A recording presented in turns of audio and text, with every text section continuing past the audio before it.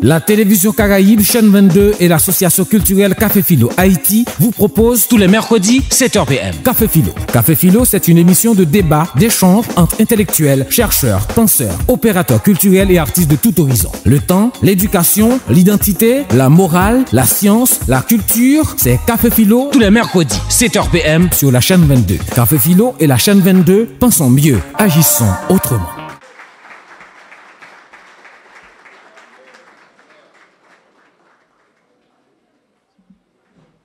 Mesdames et messieurs, bonsoir. Téléspectateurs, téléspectatrices de la chaîne 22, bonsoir. Bienvenue à Café Philo Haïti pour ce mardi 24 octobre 2017. Ce soir, nous avons cette possibilité d'accueillir M. Deus Deronet qui va aborder une thématique assez présente dans les médias haïtiens aujourd'hui, budget et développement. Thématique sur laquelle Monsieur va placer un point d'interrogation. La répartition de la richesse nationale serait-elle inégale? Sujet intéressant, intervenant, je présume, intéressant. Et nous allons passer au format habituel des Cafés Philo. Nous demandons à l'assistance de se mettre debout pour cantonner avec nous l'hymne national, la Dessalinienne. Le pays pour les ancêtres, marchons unis, dans nos rangs pleins de terre, du sol soyons un maître, marchons unis, pour le pays, pour les ancêtres, marchons unis, pour le pays, pour les ancêtres, pour le drapeau, pour la patrie, mourir beau, notre passé nous crie, ayez la Marguerite, mourir pour le drapeau, pour la patrie, mourir pour le drapeau, pour la patrie. Pour ceux et celles qui y sont pour la première fois, il faut rappeler que Café Philo Haïti est cet espace de débat où ceux et celles qui ont quelque chose à dire d'intéressant ou pour soulever le débat à propos d'un sujet, d'un thème, pour faire jaillir la lumière et des connaissances, des statistiques sur différents points, c'est en gros ça Café Philo. Pour continuer avec le format habituel, nous allons rapidement visionner ensemble la chanson fétiche de Café Philo, Hasta Siempre de Julio César Barbosa, en hommage à El Comandante.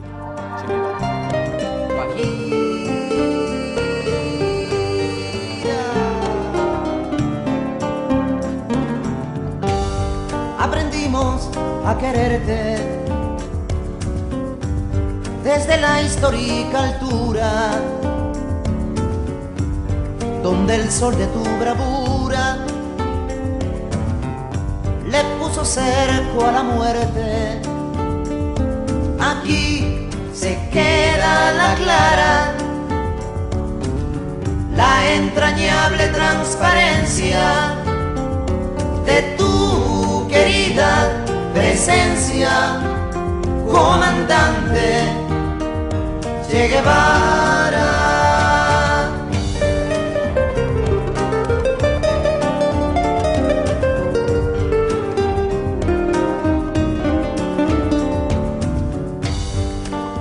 Gloriosa y fuerte, desde la historia dispara, cuando todo Santa Clara se despierta para verte. Aquí se queda la clara, la entrañable transparencia de tu querida presencia, comandante Che Guevara.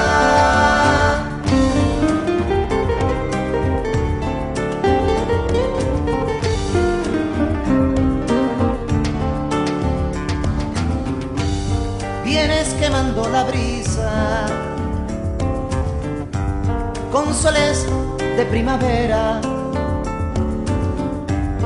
para plantar la bandera,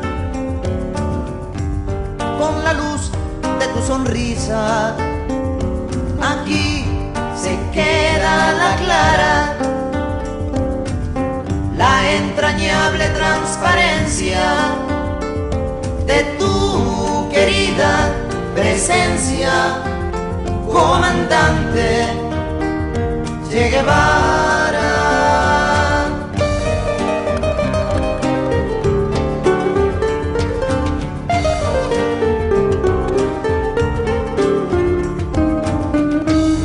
Tu amor revolucionario que conduce a nueva empresa, donde espera la firmeza de tu brazo libertario. Aquí se queda la clara, la entrañable transparencia de tu querida presencia, comandante Che Guevara.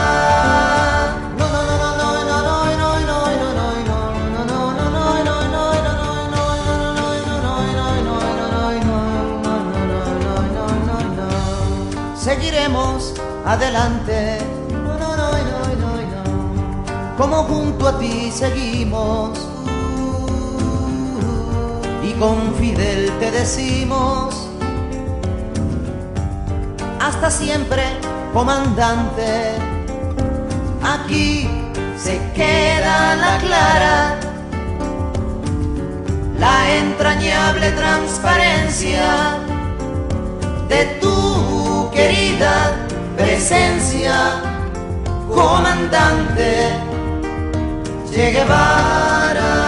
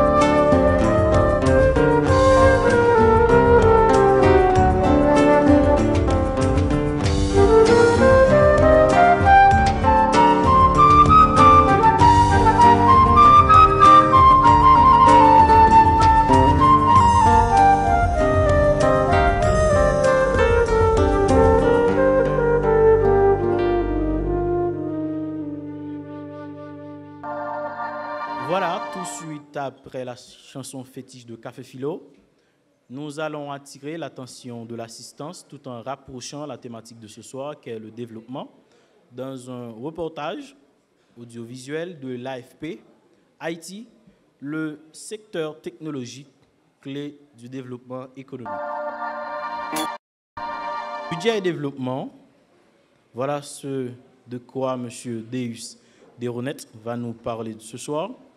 Il faut rappeler que M. Deronet est doctorant en sciences économiques à l'Université des Antilles et de la Guyane, UAG, de 2011 à 2014.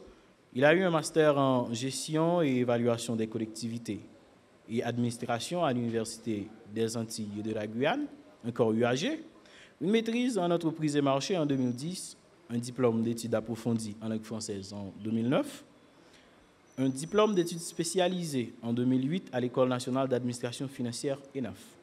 Aussi, monsieur est l'auteur de 2 recueils de poésie, Le cri d'un Haïtien et Hommage aux héros de l'indépendance.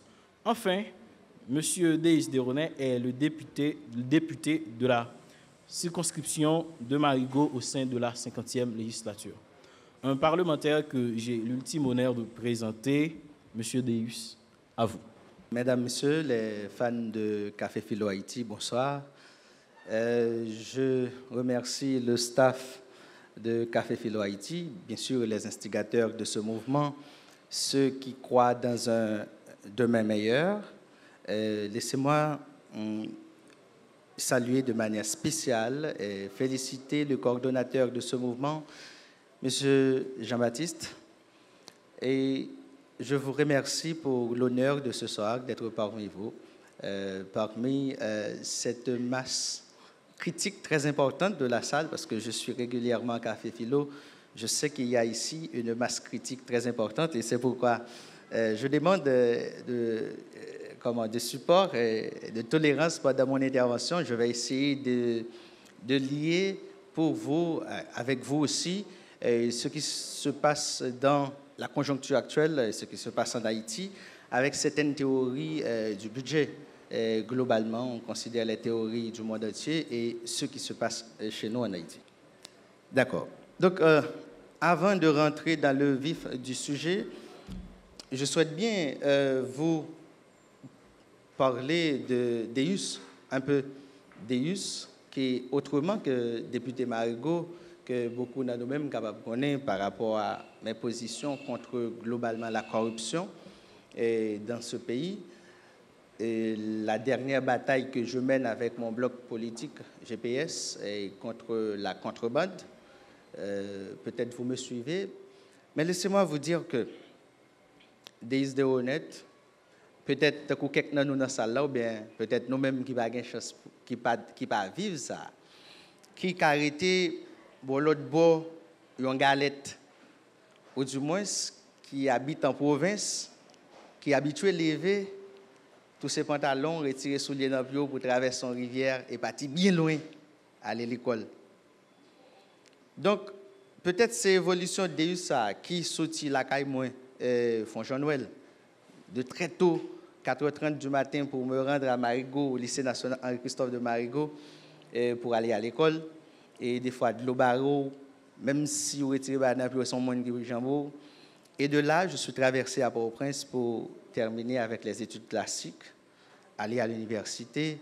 J'ai comme background l'économie, j'ai étudié les sciences économiques. Et ensuite, j'ai participé à un concours pour intégrer l'École nationale d'administration financière, ENAF, que vous connaissez peut-être, et je me suis spécialisé en fiscalité. Et ensuite, il y avait eu en Haïti cette école, c'est Institut de la francophonie pour la gestion dans la Caraïbe, IFGCAR. Et c'est une école qui s'est effondrée le 12 janvier, malheureusement. Et dans cette école, j'avais insisté d'intégrer cette école pour comprendre la gouvernance, pour approfondir les notions de gouvernance et de politique publique, afin de mieux comprendre les questions de développement de mon pays et de mieux comprendre les questions des actions publiques concernant l'État central. Et c'est sous les conseils de notre grand professeur, le très regretté Rémi Mathieu, que vous connaissez, il y a une icône pour tout le monde qui fait ENAF, il était conseillé nous avancer. Et tout de suite après 12 janvier, nous sommes partis en France. Et puis pour continuer à étudier, là, je me spécialisé en gestion des collectivités territoriales et administration publique. Après mon entrée en thèse, je travaille, je vais essayer, alors j'essaie de faire le lien entre le vaudou et le développement.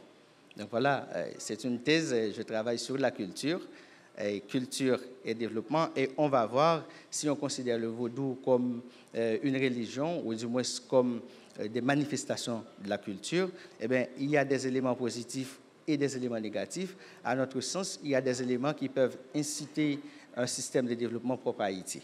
Bon, bref, c'était pour me présenter. Et pour ce sujet, disons, on parle dans le monde, le budget est d'actualité, mais cette année en Haïti, oui, d'actualité, mais le débat autour du budget est d'actualité dans le monde entier.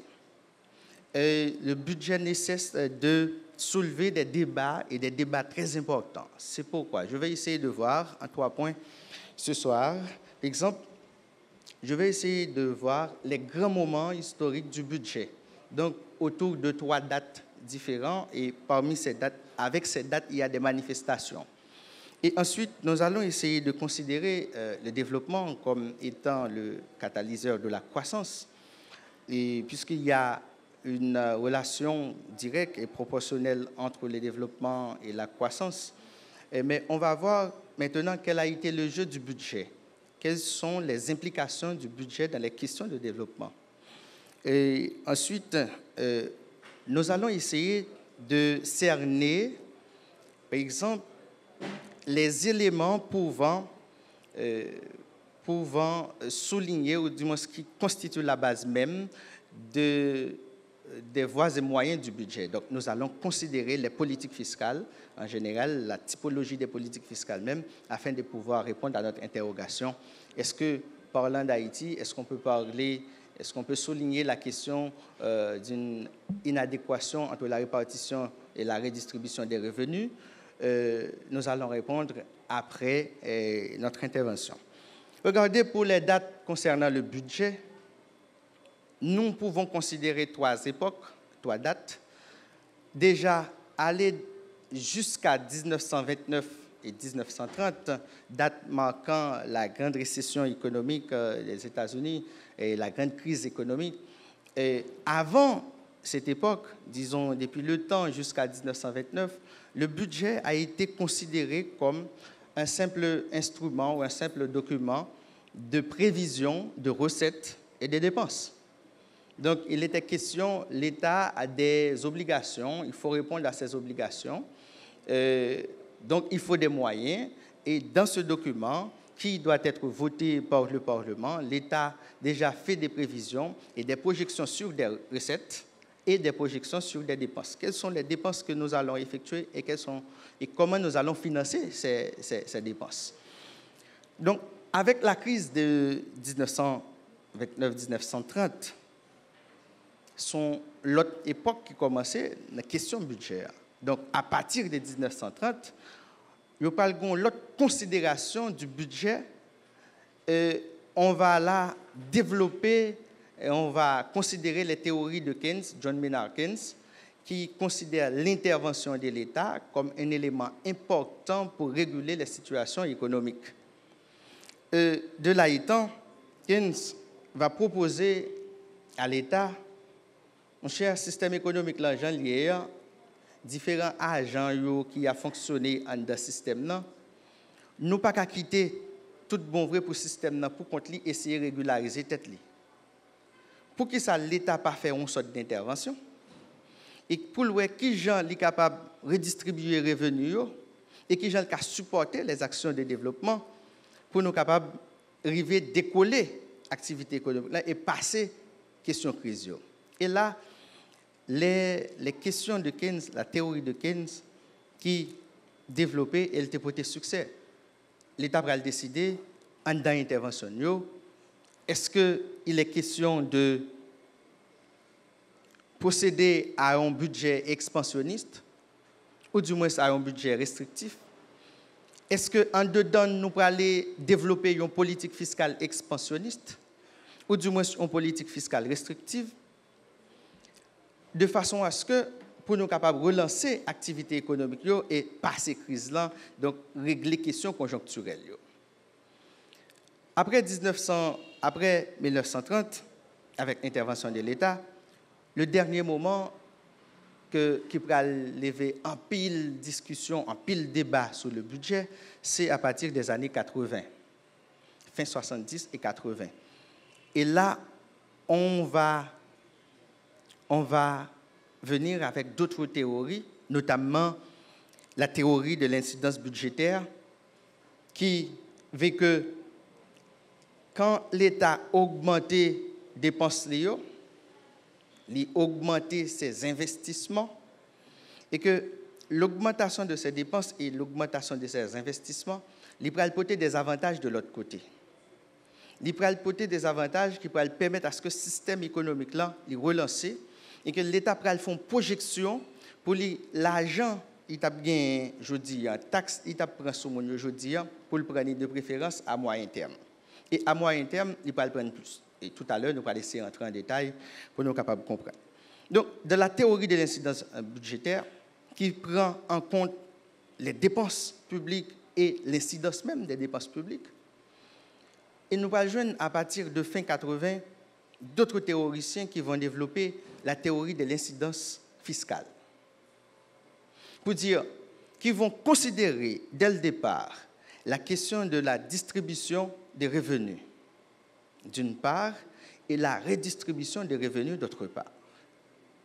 Donc, c'est pour dire, quand l'État fait la prévision des recettes et que lui dit, dans la prévision des dépenses, mais qui vont me aller, voici les orientations que je vais donner à l'ensemble des politiques publiques.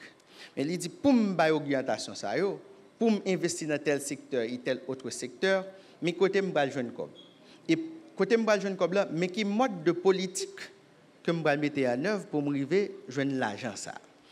D'où la politique, la théorie de l'incidence fiscale, il peut aller venir avec beaucoup de débats, beaucoup de discussions, et puisque là, il est question d'appliquer ou pas soit une politique fiscale expansionniste, qui veut dire que l'État va décider de diminuer considérablement les taxes et les impôts, lorsque l'État va du même coup augmenter ses investissements. Oui. Donc, la politique fiscale expansionniste veut que l'État a décidé, dans une situation, dans une conjoncture, que l'estimé qui fait crise. Puisque la conjoncture, là, il fait système économique là mal marché, l'État a intervenu. Il dit, je vais faire une projection pour moi prendre taxe à impôt pour m'augmenter à moyen terme et à long terme. Et je dis, je vais augmenter l'investissement. Donc, à ce moment, l'État agit pour lui relancer la question économique là et dans le souci d'attirer des investissements. Regardez, quand l'État veut investir beaucoup plus, c'est que l'État veut inciter l'offre. L'État veut pour augmenter l'offre des biens sur le marché, l'offre des biens et des services. Mais de l'autre côté, puisque il y a une augmentation de l'offre des biens et des services, pour être capable de consommer, il faut que de l'autre côté, il y a une augmentation des recettes, une augmentation des revenus. Pardon. Donc, pour le faire équilibre, l'État dit, bon, dès qu'on a taxé les ménages, je vais diminuer la taxation. Dès que je diminue la taxation, il va provoquer une augmentation de revenus qui va aller engendrer une augmentation de bien-être. Et il est capable de consommer maintenant surplus de production que l'État a créé à cause d'attirer des investissements directs étrangers ou des investissements nationaux. Mais aussi, après l'État fait lancer ce système économique, il estime que le marché a assez d'argent qui en circulation comme revenu, il y a assez de richesses qui produit et dans l'économie solide. À ce moment, il dit, je vais changer de politique fiscale. Moi, en termes d'expansion économique, il est capable de décider pour utiliser la fiscalité comme un élément incitatif. Incitatif pour dire comment? Vous voulez investir à Port-au-Prince. Vous voulez investir dans la création de services. Ou dans services ou la création de biens. Si c'est Port-au-Prince qui investir dans la création de services, déjà, pour implanter l'entreprise, voici les règles. Et mais qui quantité de vous avez besoin pour payer. Par contre, si vous voulez investir dans le service dans un autre département, dans un département que l'État a estimé manquer investissement, il dit là ça, ou pour aller ou implanter pour 5 premières années ou pas payer rien comme impôt. Et moi-même, je des accompagnements. Et si vous voulez transport, si vous voulez énergie, donc, ma fait et route ou pas bon, m'a construire. Donc, l'État va investir encore dans des infrastructures économiques de base pour faciliter l'investissement et il va bailler des avantages fiscaux pour être capable d'inciter les gens à sortir dans la position ça, aller dans l'autre position ça pour être capable d'investir. S'il fait booster l'investissement, il vient créer expansion dans le système économique là en termes de création de richesses. Il est capable de dire que là, il y a assez comme dormi. Comme moi, je prêté comme, je appliqué politique fiscale expansionniste, il faut que je prêté comme pour me faire investissement. Quand je vais payer l'argent. Et pour payer l'argent, je vais appliquer une politique fiscale restrictive. À ce moment, qu'est-ce que l'État va faire? Il va augmenter les taxes avec impôts. Mais qui j'en dois l'augmenter? Ce n'est pas sur des agents, des simples agents économiques, par exemple, ménagers. Ce n'est pas eux qui le premier supporter. Ils peuvent supporter, ils peuvent augmenter les taxes de préférence, moun li te bay franchise totale pour yo te ka vinn investi dans 5 années passées, kounya li pral diminuer franchise yo pour bay des franchises partielles. Et si là vous te gen des franchises partielles, li pral diminuer pour retirer franchise douanière en net. Et des entreprises qui pas payer impôt, qui pas payer l'impôt sur le capital, qui pas payer impôt sur les revenus et sur le bénéfice. Li pral di yo je dis, nous allons payer un impôt sur bénéfice. Nous sommes exonérés à 100%, nous allons exonérer à 50%. L'État prend l'argent pour être capable de mettre au service de la dette, pour le payer, pour le rembourser capital et intérêt sur comme il était prêté pour financer l'expansion de sa politique fiscale. Donc, mais quand on considère la question du développement qui nécessairement donne lieu à la croissance, puisque quand il y a développement, il y a augmentation de richesse, il y a création de richesse supplémentaire. Et de là, il y a quatre éléments nous devons souligner là-dedans. Dans 4 éléments, il y a l'accumulation de capital. Dans un système économique qui a bien marché, les entreprises accumulent capital, ils ne pas accumuler pour lui seulement. Il y a un effet créé tout autour de lui-même. Donc, les autres entreprises avoisinantes, ils prennent exemple sur le modèle, ils prennent exemple sur le mode de fonctionnement et sur la politique de gestion, pour eux même tout, ils sont capables d'administrer, pour eux capables de faire faillite et pour eux capables des entreprises qui sont efficaces. C'est le premier élément qui est important dans un système politique, dans un système économique qui est solide. L'accumulation de capital, la création de fonds propres. Et c'est cette création de fonds propres dans le budget national qu'on appelle les voies et moyens. Et si c'est des fonds propres, ce ne seront pas des emprunts, ni ce n'est pas l'aide internationale. Les fonds propres proviennent de la fiscalité. Donc, c'est la taxation fiscale et les taxations douanières qui donnent lieu aux fonds propres qui financent le budget de la République. Mais regardez, après l'accumulation du capital, il y a aussi la gestion du stock du capital humain. Puisque les ressources humaines formées au sein de l'entreprise sont considérées comme richesse. Et qu'est-ce que l'État fait? Dans cette question de redistribution des revenus ou des distributions primaires des revenus, l'État intéressé lui pour le est-ce que pas gagner perte de bien-être sous marché dans le temps consommateur. Perte de bien-être, ça veut dire qui ça? Quantité bien que acheté à Samgen qui s'est revenu en 2010. Est-ce que je dis en 2017, je peux acheter même quantité bien ça? Si je ne peux pas acheter quantité bien ça, dû à l'inflation et à l'augmentation des prix, bon problème, je viens plus pauvre. Même si je décharge comme, je viens plus pauvre. Je prends un exemple avec nous. Regardez. Depuis environ 8 ans, l'État n'indexe pas, il n'y a pas d'indexation du salaire des employés ou des fonctionnaires. Donc, les employés de l'État. Les agents de la fonction publique, leurs salaires ne sont pas indexés depuis environ 7 ans. Qu'est-ce que ça veut dire? Nous faisons une grosse différence entre l'indexation de salaire et l'augmentation de salaire. Moins qu'à augmenter le salaire à 100%, alors qu'on peut jamais répondre à coût la vie. Et là, c'est un élément que l'État focus sur lui. Elle doit intéresser avec elle pour le monde qui est dans la société.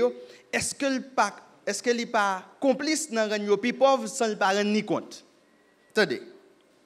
En 2005, par exemple, nous avons besoin de 30 et 35 gouttes pour $1. Et je dis, nous, en 2017, nous avons besoin d'environ 64 gouttes pour $1.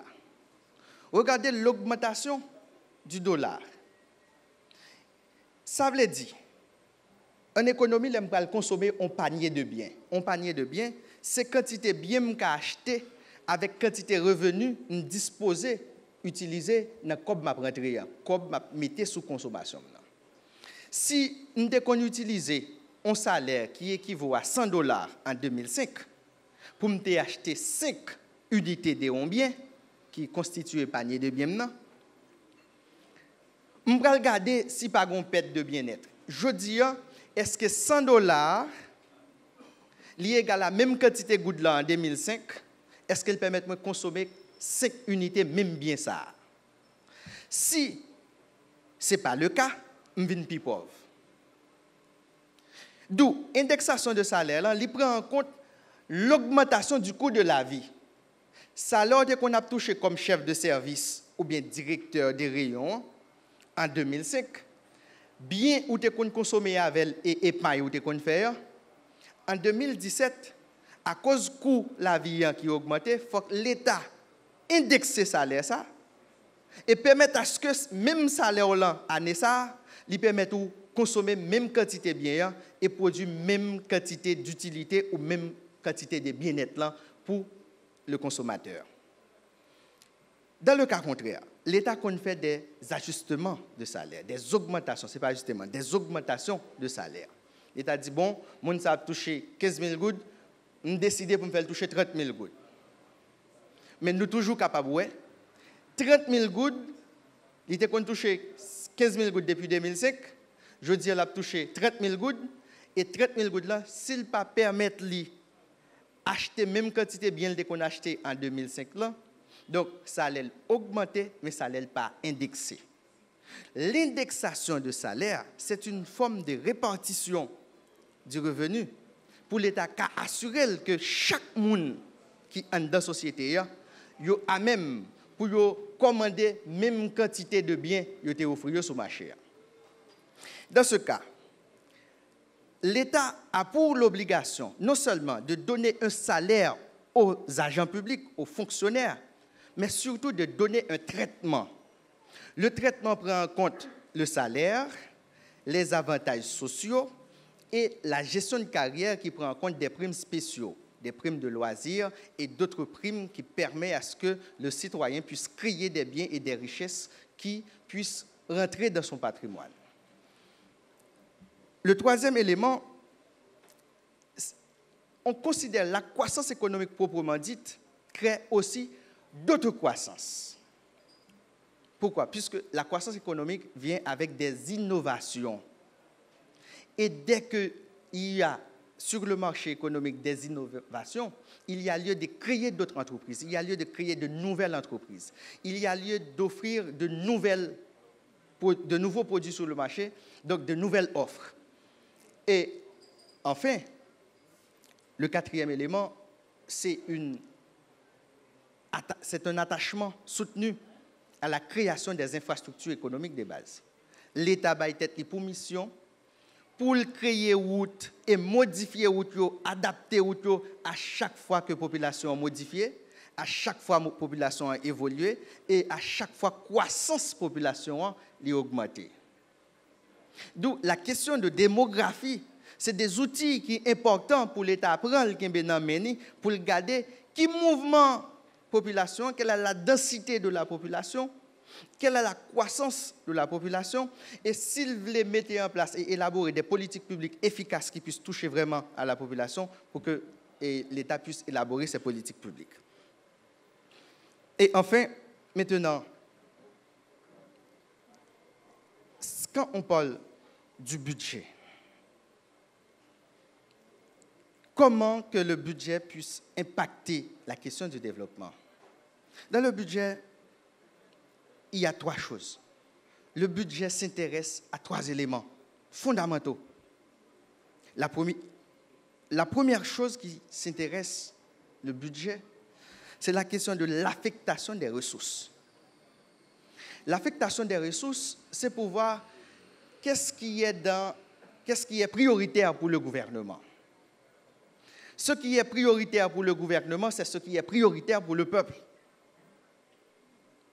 Regardez, si aujourd'hui, ce qui est frein, ce qui constitue un frein à l'investissement, soit l'investissement national ou l'investissement direct étranger, nous considérons que c'est la question de sécurité. Donc, là, nous prenons sécurité, nous ne parlons pas les questions examen, nous prenons sécurité en tout janvier, puisque ce qui est à la base de toute instabilité politique, c'est l'insécurité alimentaire, c'est l'absence en général des éléments fondamentaux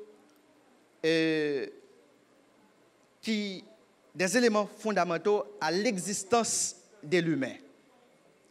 Est-ce que nous avons habillé? Est-ce que nous avons mangé? Est-ce que nous avons côté pour nous abriter nous? D'où, c'est en dedans ça, yo. Si nous abritons nous déjà, l'État va regarder mon premier niveau, tout le monde abrite yo, qu'on va regarder, est-ce que yo confortable dans l'abri yo?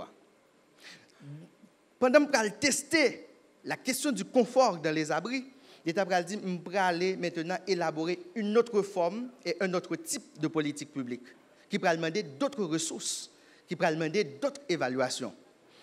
Et de là, l'État va dire, pour moi affecter 25%, 50%, 7%, 2% ou 1% des enveloppes budgétaires à telle activité ou telle autre activité, il va dépendre des priorités. Et priorité ça que le gouvernement détermine dans la stratégie politique liée au niveau de vie et à la condition de vie de la population.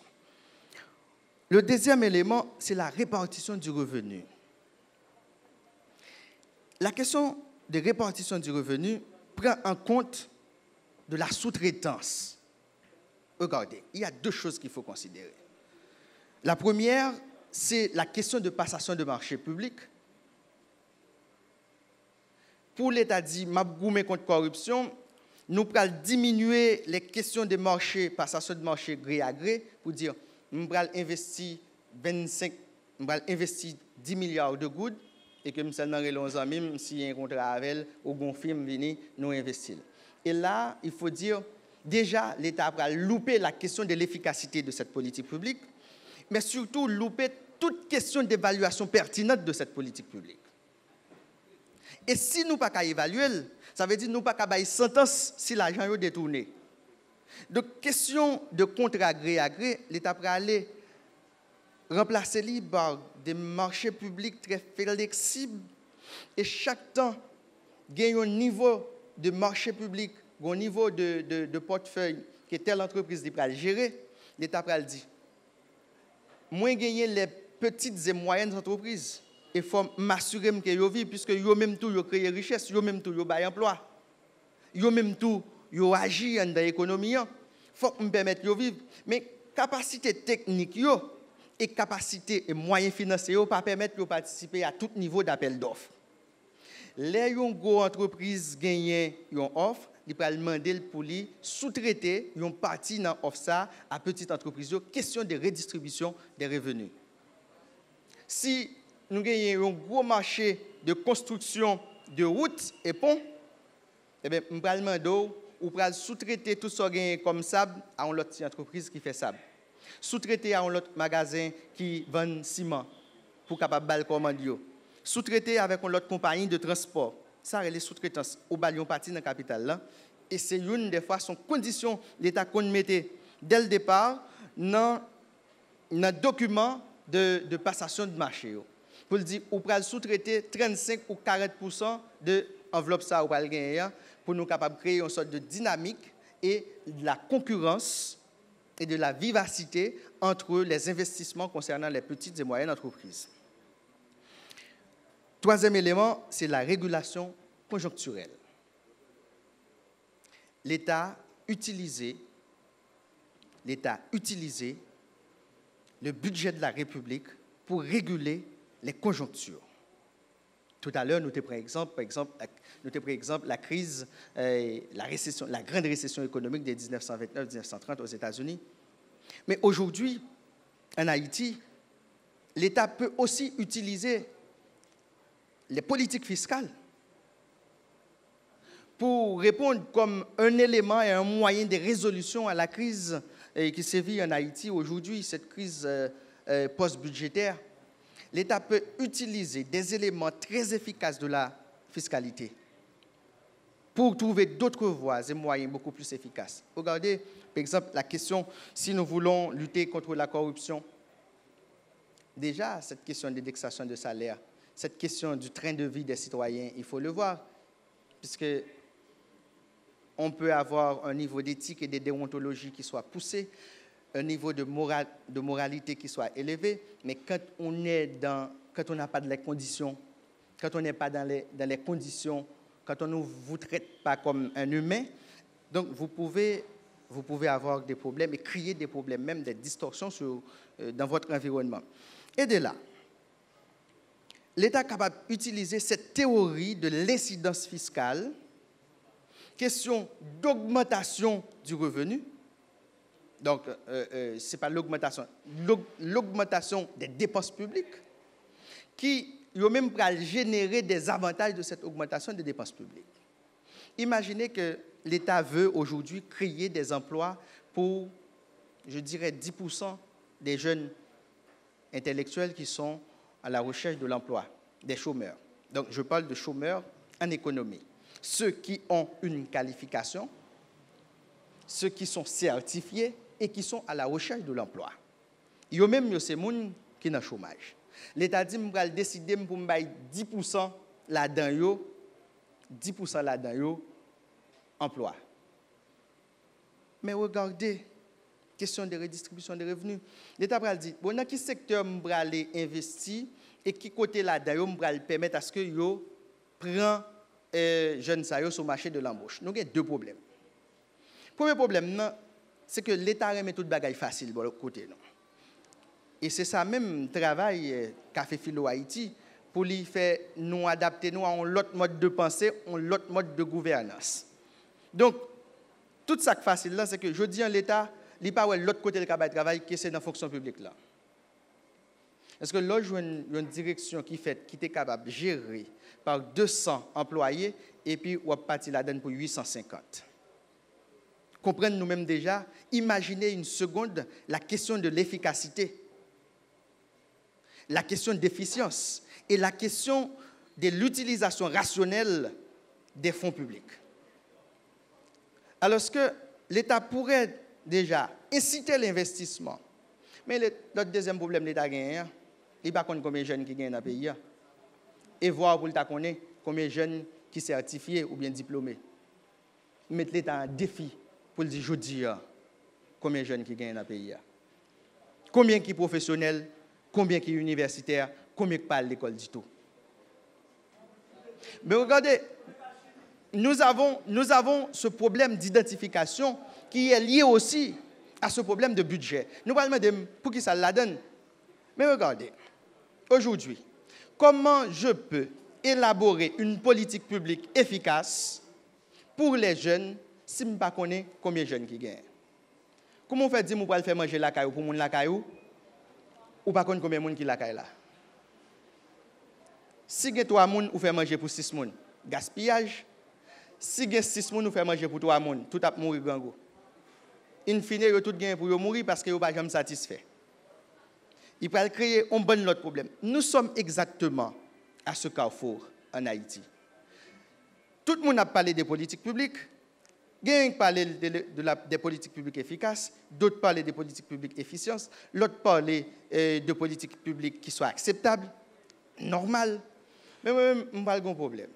Dès qu'on ne peut pas gérer déjà la question de taux de natalité et taux de mortalité à la naissance, la question de ne pas pouvoir mesurer le taux de la croissance de la population, je me demande qui j'en a fait élaborer un budget qui est efficace.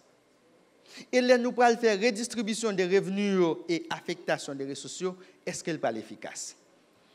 Et si le budget n'est pas efficace dans la question de l'affectation des ressources et la distribution des revenus ou redistribution des revenus, répartition des richesses là, est inefficace. Je vous remercie pour votre attention et je suis ouvert pour les questions.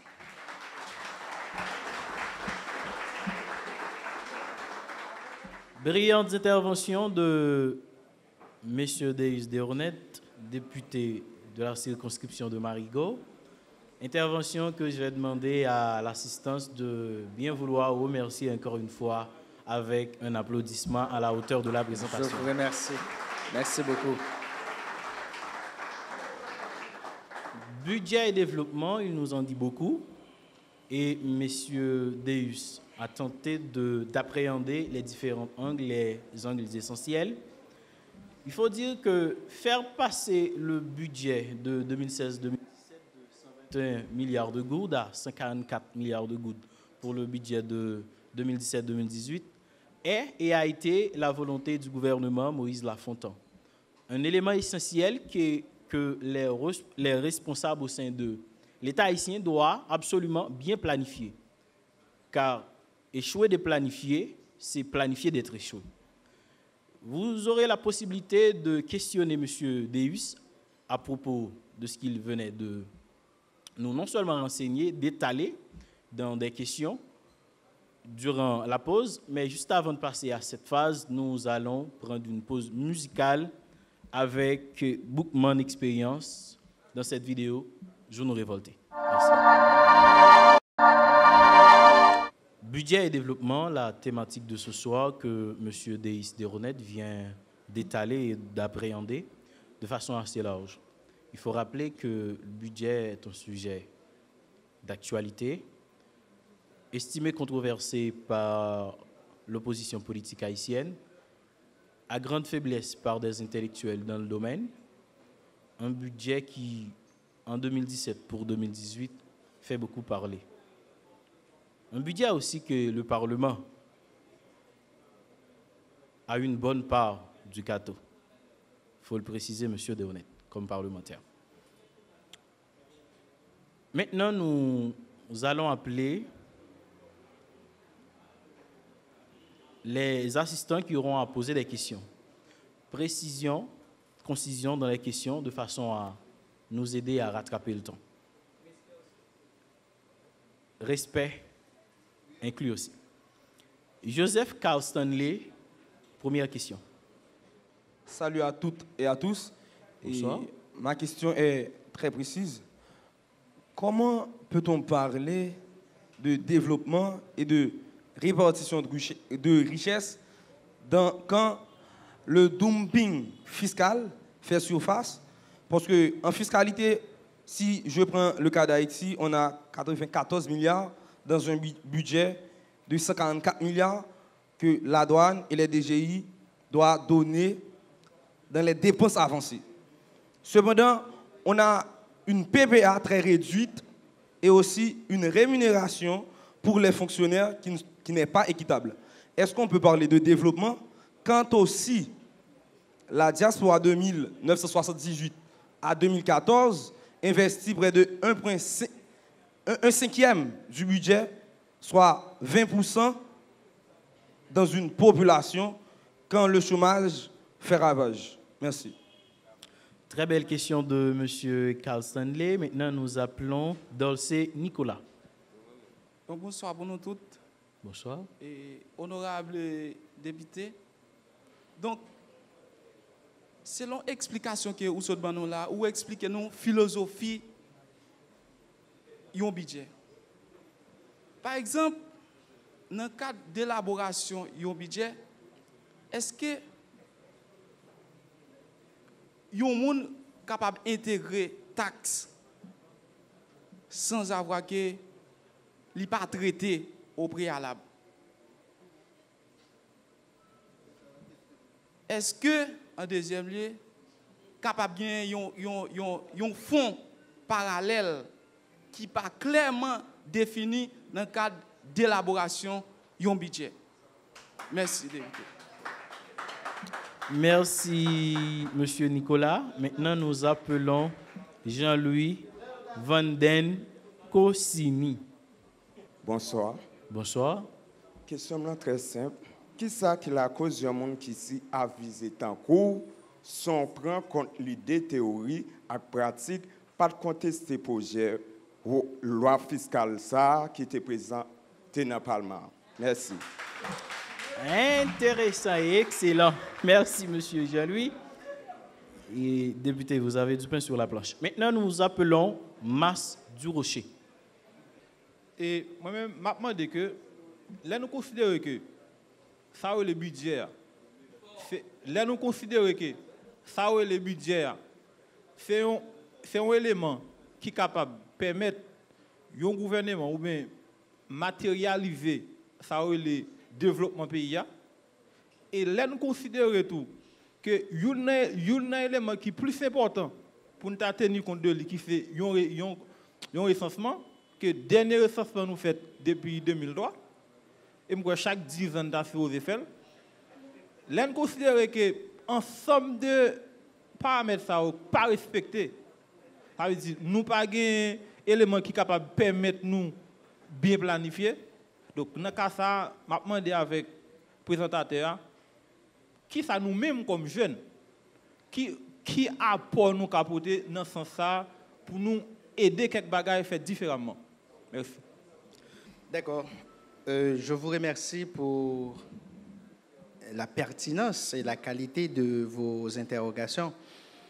La première question qui est fait état de dumping fiscal, cette intervention qui nous dit, est-ce que dans les conditions actuelles, je crois que notre ami, il indexe même le budget 2017-2018 pour dire, est-ce que le budget 17-18 prend en compte la redistribution, une sorte de redistribution équitable de richesse. Et la question est pertinente et claire dans la mesure et mérite aussi une appréciation précise. Regardez, le problème de ce budget déjà réside dans ce problème de communication autour du budget. Le problème de communication, je ne parle pas de ce document qui est déjà rédigé et qu'on allait communiquer à la population, mais je parle de préférence. Déjà, dès l'élaboration du budget, là où on devrait rassembler l'ensemble des acteurs qui vont intervenir dans le budget, afin de cibler ou de toucher les priorités de chaque secteur, donc les secteurs du gouvernement, mais aussi les secteurs qui sont très importants dans la société civile et les partis politiques qui vont donner leur position par rapport au budget et qui vont déjà débattre ou se positionner par rapport à ce que le président ou le gouvernement fixe comme priorité pour toucher le budget. Et on allait voir que l'affectation des ressources serait beaucoup mieux abordée, beaucoup plus mieux abordée. Mais ce budget, aujourd'hui, que ce soit les terroriciens, ceux qui sont dans la pratique de l'administration publique et la population civile et les politiciens ou les journalistes qui critiquent, c'est parce que vous parlez en dedans qui savent qui porteur comme répartition des revenus qui est équitable. La chose, oui, s'il y a création de richesse et on fait une prévision de croissance à 3,5% dans ce budget, aux environs de 3,5%, mais ce problème de pouvoir indexer les secteurs porteurs de cette croissance qui était faiblesse et qui secteur nous allons appuyer sur lui pour nous dire c'est la donne nous allons une croissance là, c'est lui même pour nous mouvementer et c'est la donne nous allons faire plus gros affectation. Donc ça a été un problème. Donc la contribution que vous parlez aussi de la diaspora, ce problème que alors, le budget, ce que le budget présente comme faille, c'est que nous parlons derrière ça qui est structurel et ça qui a créé de richesses solides, durables, qui est capable de faire une économie durable. Donc, nous regardez l'augmentation des taxes et des impôts dans le budget, c'est des augmentations de taxes ou impôts faciles qui est capable de créer environ 2,3 milliards de gouttes, alors qu'il y a de l'autre côté une réflexion pertinente que nous sommes capables de faire avec une politique fiscale ou le contrôle fiscal et le contrôle douanier qui a rapporté beaucoup plus, et même 20%, 21% de plus du budget au lieu de nous passer par taxes et impôts faciles. Donc, c'est pour dire, c'est pour nous clôturer pour nous dire. Parlant, mon intervention ne prend pas en compte la problématique du budget 2017-2018, mais nous avons fait une sorte de présentation qui considère prend le budget dans le temps réel, le budget sur le plan normatif par rapport au développement. La seconde intervention, c'est, je me sens que Zami avait dit, est-ce qu'on prend un impôt avec taxes sur le monde qui va travailler? Parce que c'est ça qui est clair. Est-ce qu'on peut augmenter les taxes et les impôts sur le monde qui va travailler?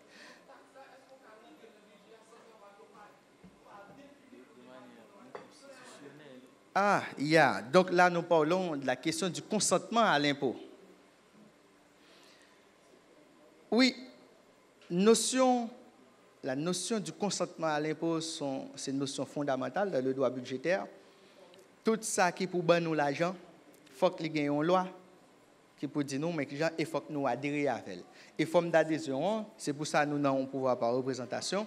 Et que nous tous, nous ne pouvons pas aller dans la chambre, nous choisissons des représentants, nous voyons à l'agir. Non. Si nous gagnons une loi, qui déjà pas bénéficié le consentement, le plein consentement de la population, c'est une loi qui n'a pas cas d'application. Donc, troisième question, c'est une grosse question, puis grosse autre question. Et Zamian dit, est-ce que avec capacité pour me parler des budgets, avec compétence estimée, je peux parler des budgets, pour que ça ne pas contester le projet de loi de finances. Il faut que je fasse partie, c'est vrai, un bloc, le bloc intermédiaire, le bloc d'équilibre du Parlement, le groupe des parlementaires pour la stabilité, dont je suis le vice-président. Ce budget, dès le départ, avant même de voyer le déposer dans la Chambre des députés, et que j'ai déjà rencontré la presse sur lui, sur problème qu'il gagne, sur faiblesse qu'il gagne. Et ma position a été une position neutre, c'est par rapport à la position du bloc. Mais mes interventions, ce que j'avais proposé, par exemple, proposer l'augmentation et l'indexation des salaires des fonctionnaires, et proposer le prime pour entrer des classes là qui permettent de faire face, puisque l'année fiscale 2016-2017, il est clôturé à un taux d'inflation de 16,5%. Donc c'est beaucoup. Et avec toute l'autre ça, nous connaissons que le gouvernement n'a pas de possibilité pour faire face avec, pour continuer à subventionner le carburant et augmentation prix carburant. Il n'est pas subventionné, il vient faire prix augmenter et ça a occasionné une augmentation globale du coût de la vie. Et pour faire face à elle, nous avons proposé aussi à ce que permettre à ce que fonctionnaires de l'État jouent un moyen pour faire face à l'entrée des classes là. Et puisque l'argent est injecté dans les fonctionnaires, c'est une façon que vous allez aller inciter demande là. Yo même yo pour faire demande et secteur privé en dehors à vendre, vous allez l'argent pour circuler dans les qui est une sorte de calmie en l'économie. Et malheureusement, on a voté contre mes propositions et ce qui a justifié aussi ma position par rapport au budget. Quatrième question, quel est l'apport que jeunes sont capables de porter pour changer ça? Et je pense que là, c'est déjà ce mécanisme-là, parce que pour mes bagages, c'est dialogue. Nous avons un problème que chaque monde pense que chaque c'est un spécialiste. Personne n'est pas d'accord qu'il y a une limite. Tout le monde pense qu'il a fait tout bagaille. Alors que on a commencé efficace, on a commencé à reconnaître les limites. Que y aurait l'eau pour faire une intervention en philosophie, pour dire non, je ne peux pas faire une intervention en philosophie, par contre, je vais faire la littérature. Les interventions en littérature, je vais venir.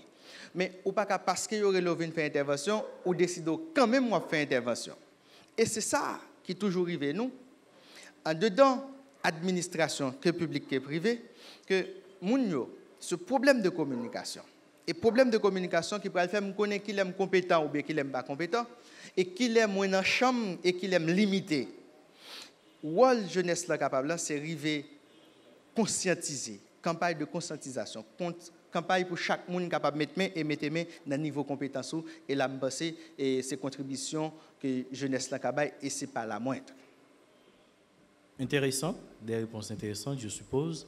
Et maintenant, nous allons passer à la deuxième série de questions. Nous appelons rapidement Vladimir Eli. Bonsoir, modérateur là, bonsoir avec député et bonsoir Assemblée à tout. Moi-même, j'ai plusieurs préoccupations concernant le budget. Et en matière de politique budgétaire, vous avez mentionné deux types de politiques qui ont essayé d'entamer un gouvernement ou bien l'État qui a entamé. Et pour mentionner, c'était expansionniste et réductif, et pas vrai. Et moi-même, ma BC fait l'État connaît que là, pas de problème de politique budgétaire que vous essayez d'entamer. Dans le sens que la politique budgétaire expansionniste, il était capable de faire un impact sur la population. Ce qui est ou essayer de toucher avec taxe ou va le prendre.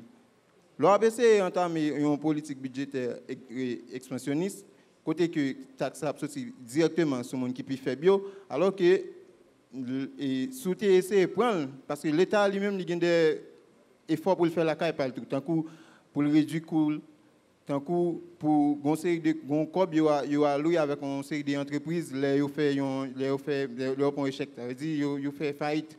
Donc là, dans la politique budgétaire, on doit essayer de faire responsable de fait si c'est lui qui cause. Donc nous-mêmes, ce n'est pas ça que nous devons faire.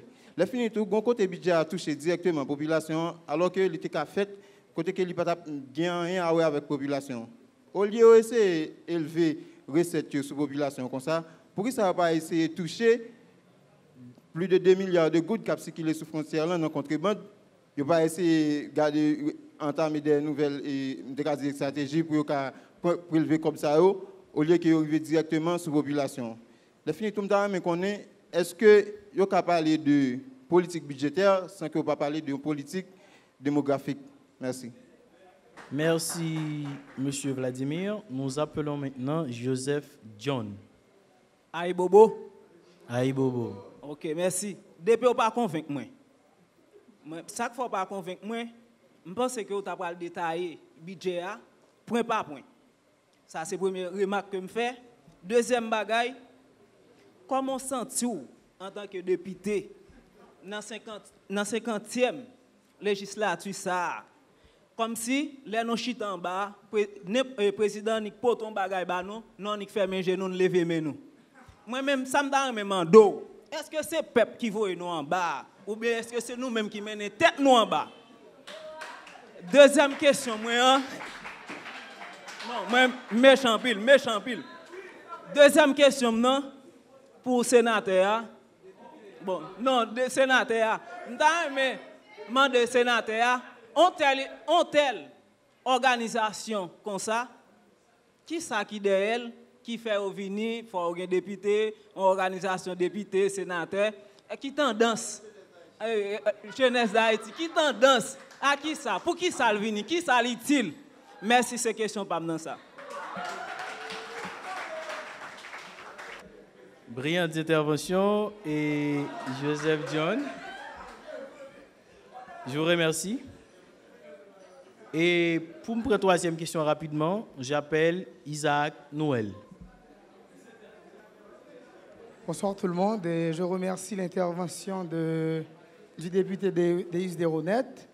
Alors c'était une intervention très théorique, c'est tout à fait à l'université, je vous remercie, et monsieur le député. Mais selon moi, vous n'avez fait aucune proposition. Il y a une interdépendance entre le budget et le développement. Alors, on connaît aujourd'hui, il y a 3 théories de développement qui mènent le monde. C'est le développement à pôle de croissance, le développement linéaire et le développement de la sous-dépendance. Et on sait que le développement que M. le Président prône, en parlant de Jovenel Moïse, et le développement endogène, c'est une théorie qui est désuète. C'est une théorie qui n'est plus admissible de nos jours, surtout avec l'avènement des grandes technologies de nos jours. Cette théorie n'est plus de mise. Et, comme nous disons en français, bon, allez, Johnny. Et moi-même, m'a demandé nous, est-ce que nous pas toujours en retard par rapport avec le monde? Ou même député, comme on ne va faire aucune proposition concernant le budget et le développement, si nous avons rentré dans une théorie en développement qui sont à proposer le président Jovenel Moïse et son équipe. Merci. Très belle question. Et en dernier lieu, nous appelons M. Metellus Newton. Au fait, je suis content d'approche qu'on fait des budgets. Moi, ça me connaît, c'est que après tout ça qu'on finit dit sous budget, avec qui logique que ou même conscient que yo alloué moins que 1000 gouttes avec santé moun nos pays pendant que on simple dia yo gagne à l'hôpital non jour soir toute 1000 gouttes la fini. Pendant qu'on répartition budget a supposé dit dans un an mais comment peuple va vivre mais qui ça yo bail peuple là donc qui soit comprendre que pendant que yo bail moins que 1000 gouttes pour santé moun comment santé peuple là pied dans un an qu'a venir budget ça. Et voilà.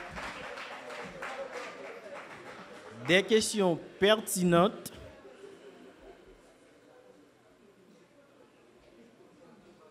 Monsieur le député, vous avez la parole. Oui. Un peu de silence, s'il vous plaît. Merci. D'accord. Merci. Encore des questions beaucoup plus pertinentes et des questions très intéressantes. La première intervention fait état de beaucoup même de questions. Mais je vais souligner les deux parmi l'ensemble des questions de la première intervention. C'est pourquoi ne pas trouver d'autres moyens de financement pour le budget au lieu d'augmenter les taxes et les impôts facile. Et deuxième question, est-ce que nous sommes capables de gagner une politique budgétaire efficace en dehors de en politique démographique? C'est des questions très pertinentes. Oui, mais si mes amis ont parlé de 2 milliards de gouttes qui sous frontière là comme l'argent qui a gaspillé. Mais c'est beaucoup plus que ça. Je travaille sur ce dossier, ça fait environ 1 mois. Je travaille sur les autres voies et moyens que nous sommes capables de considérer comme beaucoup plus efficaces pour alimenter le budget de la République dans le cadre d'un budget rectificatif. Parce que m'estime au moins que ce gouvernement doit présenter un budget rectificatif. Question de trouver une entente sur le terrain politique. Bon, je suppose. Mais dans la supposition, non, mal cherché, qui ça nous a joué comme voie, comme des éléments qui sont beaucoup plus efficaces, qui peuvent alimenter le budget à un, mais permettent à ce que la population plus vulnérable n'a pas touché de taxes et des impôts qui ont augmenté. Et de là, nous agissons sur la question contrebande, question frontière, là, qui n'est pas gérée. Nous avons une perte de recettes, en termes de recettes douanières, qui est environ 450 millions de dollars américains. Et au taux du jour, ça va environ 28,8 milliards de gouttes, qui représentait environ 20% du budget actuel, qui de loin dépassait tout ça comme augmentation sous taxes qui gagnent là. De là, que nous estimons le contrôle fiscal, le fait que nous avons des entreprises qui ont multiplié là, et que nous ne pouvons pas si nous avons une patente, ni le restaurant, ni le hôtel, ni le centre de santé, ni le clinique, nous n'avons pas de patente. Propriétaires, ils n'ont pas payé impôt sur les revenus.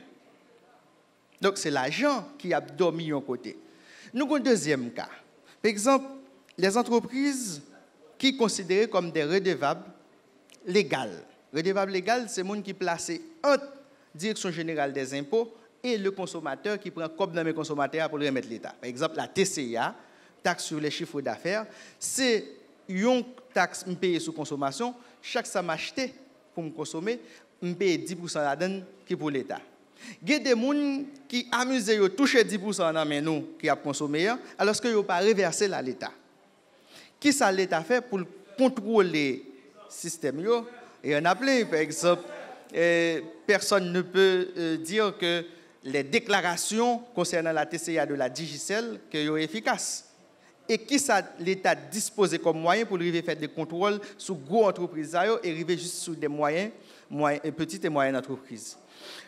D'où l'État doit renforcer le système de contrôle fiscal et le système de contrôle douanier qui de loin va valider des recettes et qui va permettre à ce que la population qui est plus vulnérable là les-mêmes les pourront souffrir. Deuxième question, nous pas qu'à une politique budgétaire, nous pas qu'à un budget que nous estimons qui est bien élaboré, qui est efficace en dehors de une politique démographique que nous maîtrisons. C'est deux bagailles. Là, nous avons fait route. Nous pas faire route parce que nous avons matériel pour nous faire route. Nous faisons route là et qualité route là, les fait en fonction de l'utilisation de route là. Mais écoutez, laissez-moi. Si moi je fais une route, j'ai besoin efficace dans la politique publique, ça va faire moi créer route là. Faut que je connaisse qui fréquence d'utilisation pour me connaître qui dimension pour route là fait et qui qualité de matériaux pour la donne pour me dire si j'ai besoin efficace dans la politique publique que me pense c'est ça. Et c'est parce que je connais qui quantité moun la donne, qui quantité machine qui passer la donne par jour et pour me connaître qui dimension pour me faire et qui pral dit budget pour m'allouer pour construction route là mais qui niveau pour lier. Sinon, je dois avoir une route qui doit coûter 10 milliards de gouttes, par exemple, je dis n'importe quoi, et puis moi mettre sous budget pour lui 2 millions de gouttes. Les salles pas efficaces. Si je fais un centre de santé, il faut que je connaisse combien de monde dans la population est desservi, combien de petits monde, combien de jeunes, combien de grands monde, pour me connaître qui fréquence d'utilisation, pour me connaître qui taille pour me faire centre de santé. Sinon, je vais faire un centre de santé qui a servi 50 personnes. Pourtant, il y a une demande de plus de 1000 personnes. D'où, si pas gagné une analyse de la politique démographique, donc je ne suis pas efficace dans le budget. D'où, c'est la réponse. Deuxième question. Mon cher, les amis qui disent DP, ou pas convaincre moi. Bon, moi, je suis d'accord. Je suis d'accord puisque je suis satisfait le fait que je ne suis pas convaincu. Nous avons un espace de débat, je ne suis pas convaincre tout le monde. Donc, la vie, ça va faire sens la vie. C'est parce que nous avons fait à gauche ou même fait à droite. C'est parce que nous avons croisé devant, nous avons croisé dans le côté et nous avons croisé dans la accolade. Donc, là déjà, il montre que le niveau de débat qui gagne à Café Philo Haïti. Mais bon, je vais elle dit, nous ne sommes pas convaincus, c'est parce que les possibles sont venus dans le budget pour me démonter morceau par morceau. Mais écoutez, l'exposé, ce n'est pas un exposé pour le budget, sur la problématique du budget 2017-2018, par rapport au développement, ni par rapport à la répartition du revenu.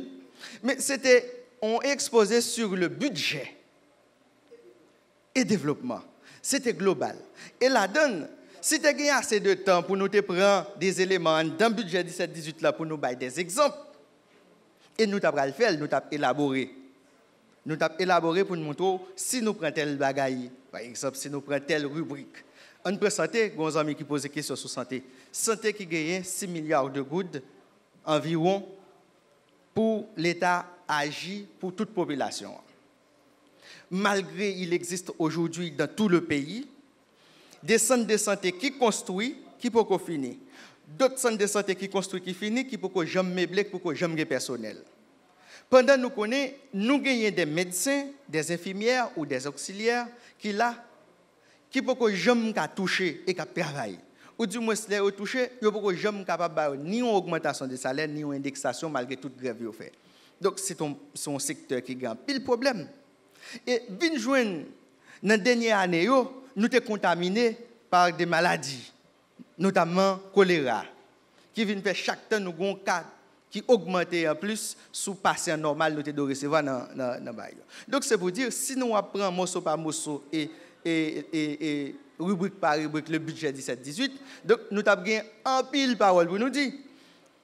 Mais l'autre ça nous dit qui est important. Est-ce que les députés ont considéré ces voyer peuple envoyé ou bien est-ce que c'est peut-être à l'en bas? Donc, je ne peux pas répondre pour tous les députés, mes collègues. Je ne peux pas répondre pour moi. Moi-même, ce n'est pas moi qui voyez tête à l'en bas, c'est voyer. c'est pour ça moi-même, je compte pour me rendre. Mais écoutez, là où dit, est-ce que nous sommes normal pour le président Chambre seulement venir à un bagage, il présente le devant nous, et puis nous voter, nous battre bravo. Donc là, nous allons répondre. Je vais répondre pour me dire. Déjà, le Parlement haïtien, dans sa composante, que ce soit le Sénat de la République ou la Chambre des députés, il constitue une assemblée politique. Et en dedans de l'assemblée politique, là, en dehors de l'intérêt général qu'il y a à défendre, il y a aussi les intérêts des groupes, l'intérêt des partis politiques, l'intérêt des blocs politiques et l'intérêt du gouvernement. L'intérêt du gouvernement quand on considère la loi de la majorité. Et si le président de la République, lui-même ou bien parti politique, lui a dégagé une majorité, qui te joué une confiance population, il te dit c'est majorité ça y a à représenter. Et cette majorité utilise sa loi. Même si on a minorité ou bien de l'autre côté de l'opposition, on ne fait, quand on est minoritaire, on ne fait que subir la loi de la majorité. Et population, l'île prend note. Troisième, l'intervention. Mon ami m'a dit, ah, oui, modérateur. J'avais oublié. Pardon. Bon. Café philo, ça va. Ouais. Rapidement, je rappelle à l'ami de tout à l'heure qui venait de me poser cette question, je dois vous rappeler. Je ne suis pas là pour ni répondre à une question, ni faire exposer. Donc, professionnellement, je suis là pour accompagner le député Deus comme modérateur. Donc, c'est totalement pas mon rôle. Mais comme point, je dois le faire. Parlement jeunesse, dont je suis un sénateur, jeune sénateur, dans le cadre d'un programme de simulation, je rappelle, programme de simulation. Donc, son programme qui était mis sous pied par une association dont M. Carl Michel dirige, Association des volontaires pour la démocratie, pour te apprendre un paquet de jeunes d'un pays dans différents départements, la politique publique, politique institution, rôle et fonction sénateur et député. En gros, c'était ça. Et philosophie, c'était assurer la relève. Donc, moi-même, je ne vais pas faire passer pour te dire moun qui mieux maîtriser philosophie Parlement jeunesse là. Donc, si vous voulez avoir beaucoup plus de détails, Google Association des volontaires pour la démocratie, vous en trouverez. Essayez de joindre avec moi. Peut-être qu'il y a 2-3 détails. Je te dit off mic.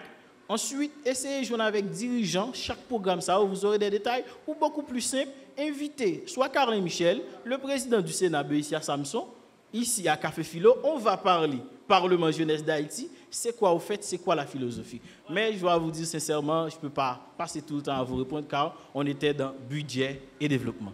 Merci. Donc, troisième question. Mon ami a souligné la question du développement endogène que le président prône, qui est à son avis désuète, qui n'est pas ajusté par rapport à la réalité des leurs. Je peux comprendre et il a souligné que je n'ai pas proposé au gouvernement, que je n'ai pas proposé. Pour question de budget, je propose toujours. Pour question d'équation économique de développement propre à Haïti, là déjà c'est un débat. Nous avons beau essayer les modèles économiques et les modèles de développement des pays du Nord, des pays occidentaux, et à date qui n'a pas de résultat. Et ce n'est pas nous seulement.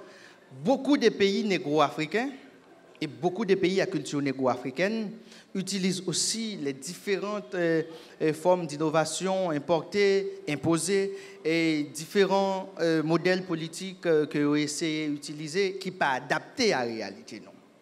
Déjà, nous pensons déjà sous équation économique de développement qui est propre avec nous, qui prendra en compte une sorte d'ancrage territorial. Pour dire, nous, comme peuple, dépendamment de notre culture, mais qui s'est cabaché avec nous. Et là, le travail s'est arrêté pour le fait, débat est lancé. Et c'est job nous, comme jeunes, qui gagnent pour nous assumer. Tout ça a fait aujourd'hui dans la question de mauvaise gouvernance, que nous allons payer déjà, que l'avenir nous déjà hypothéqué, qui pour dire, bon, ok, qui modèle de développement qui peut l'appliquer avec culture nous, qui applique à la réalité nous, et qui permet tout le monde de nous décoller en économie, nous décoller en développement. Mais regardez, aujourd'hui, que le président, lui, il parle, je ne sais pas, ces 4 éléments que les mêmes les souligner, que beaucoup qui comme économiste, moi beaucoup je cherche toujours qui j'ai pour me collecter pour moi qui j'ai pour le résultat et faire tout nos équations économiques. Si me gain monde vrai, me gain de l'eau, me gain terre, me gain tout ça soleil, me font combinaison pour nous. Mais écoutez, ce qui est important, je vais booster votre curiosité. Je connais là déjà m'a booster. N'importe qui nous prend 4 éléments, il nous faut des techniciens, il nous faut des ressources humaines qualifiées qui pour bonne nous équation économique de développement. Et si nous avons besoin des ressources humaines qualifiées, regardez avec moi dans le budget 17-18. Quel est le montant qui est alloué à l'investissement pour l'université? 0 good.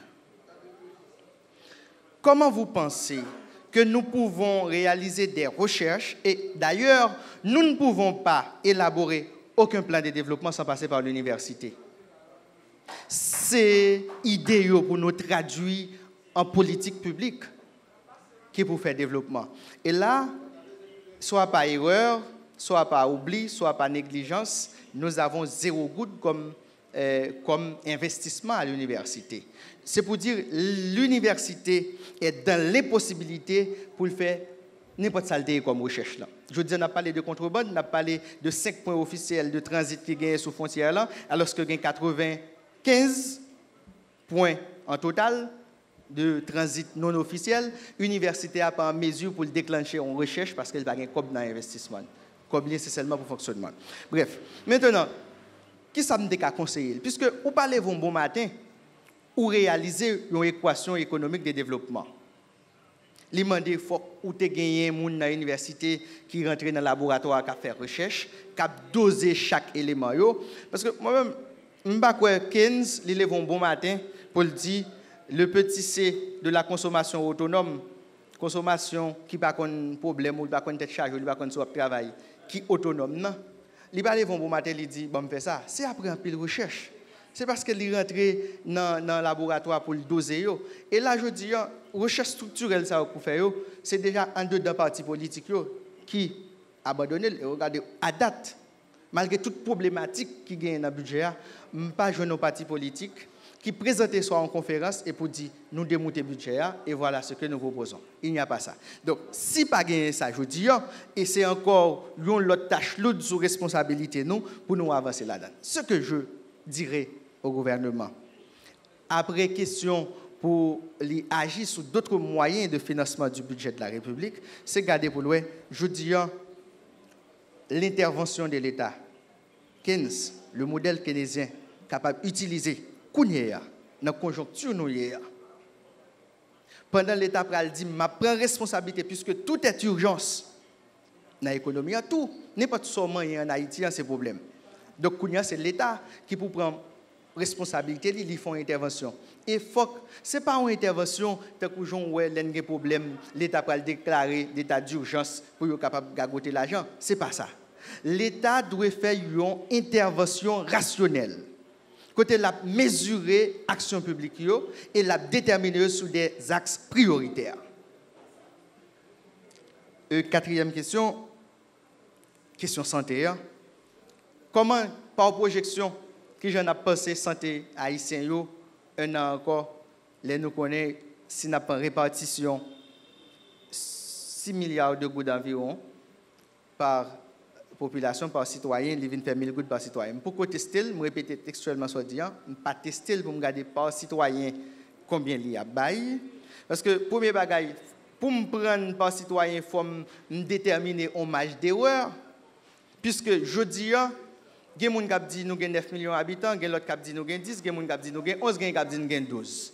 Nous ne pouvons pas arrêter de manière directe sous la population. Donc, prendre un budget pour me répartir par citoyen, là, j'ai un problème. Et quand il faut me déterminer qui marge d'erreur pour me dire, la 1000 gouttes par citoyen, en raison, je suis capable de faire une erreur, une marge d'erreur environ de 30%. Ou du moins de 25%, de 5%. Donc, bref. Mais par contre, nous estimons déjà que nous, non crise, santé alliée en crise, et population, nous, chaque côté, il y a un problème. La Caïmoine, dans le sud-est, il y a un gros hôpital qui fait flambant neuf, et l'hôpital Saint-Michel, il fait, malheureusement, il n'y a pas d'équipement nécessaire, il n'y a pas des ressources humaines nécessaires, et ils font un gros accident de tête ou cassé fort, ils vont au Port-au-Prince. Donc, c'est pour dire que c'est vrai, le portefeuille du budget, je pense que 6 milliards de gouttes, c'est nous-mêmes qui gagnons un portefeuille budget qui est alloué à la question sanitaire qui est plus bas dans les Caraïbes. Mais comme le gouvernement a dit, le président a dit, il y a d'autres moyens et des partenaires qui pour aller investir dans la question santé encore pour améliorer sa population.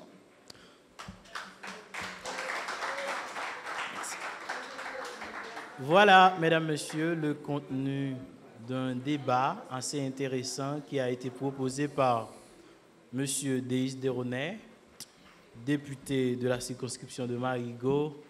Débat avec deux parlementaires, un parlementaire réel et moi-même, je suis le parlementaire virtuel, comme jeune sénateur au sein du Parlement jeunesse d'Haïti dans la 4e législature, dont je suis le premier secrétaire du bureau. Je crois que c'est ici, prend fin, mesdames, messieurs, le Café Philo de ce soir. À la prochaine pour une meilleure Café Philo. Merci.